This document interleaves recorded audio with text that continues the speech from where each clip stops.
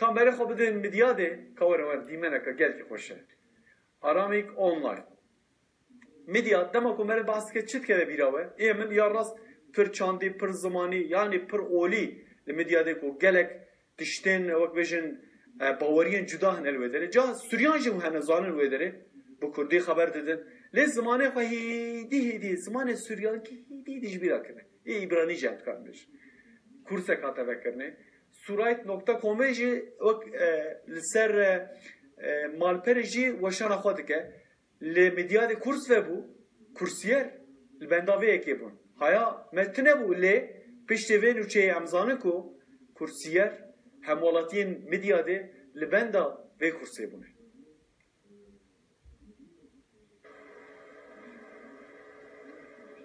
Di nava zimanan de yek ji zimanê herî kem jî zimanê Suryankî ye. Zimanê kevna yani zimana da ya awilî ewa ji ber wilo ihtiyac heye ji vî zimanê re. Çünkü gelek zaman jê hatin standin. Arabî jê hat standin. Kurmancî jê hat standin. Gelek xeberê Tirkî jê standin. Cihê ma tiştê kevin wektê gotê ertê kolandin pirtûkê kevin hemû bi zimanê Suryanî têna derdkevin. Ji wîna muhîm e ji însanan re got ev zimanê Suryanî bielîmin ji ber got ji borî arxeolog jê re lazim e ji borî pirtûkê pîroz jê re lazim e ji borî axeftinê jê re lazim e ji borî çawa got min ha ez însanekî Suryanî bi zimanê Kurdî diştexilim muhîm e ji însanê Kurd û Türk jî wektê got were ba min bi zimanê Suryanî min re biştexin. Ev tişkî xweş e.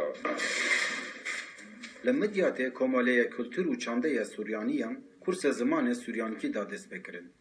Dernekê me heye Midya Suryanî Kultur Derneğî heziriya va dersa çê dike û projê me 3 sal vê dewam bike. Ev salê nû em gampê dest pê kir. Projema Avrupa Birliği Berlin Üniversitesi ve Stockholm Üniversitesi ortak ve projemi hazırlamış kirin. Bergo ihtiyaciya memlekete ma ve projeti habu ma didgo tişteki kanca ma proje ortak buna. Kesên bixwazin dikarin li ser internetê di malpera Suryat.com'de hîn bibin û sertîfika jî bistînin. Almanca ve Fransızca ve İsveç dilinde. İnsanın dünyayı tev işkarın hemû devleta, hemû cihil, hemû ilmalê karin bikevne internetê û ser sayfa surayt.com karin sertifika jî rajin. Türkiye, İngilizce, Almanya, Fransavi haya yani kujan dili go bixwaze wî gorani wî dilî va ve Suryani zanebê meallimê. Nehewce goherece meallim û destekî xelk bistêne internet zaten didik. Kursiyer ji bo ku vê zimanê Suryankî hîn dibin kevxweşin. 5000 sal zaman haya ama em nizanin şunu kursay ve buya ama xwe dielmênin qelegom biştexilin însanê Suryanî re bikarin biştexilin.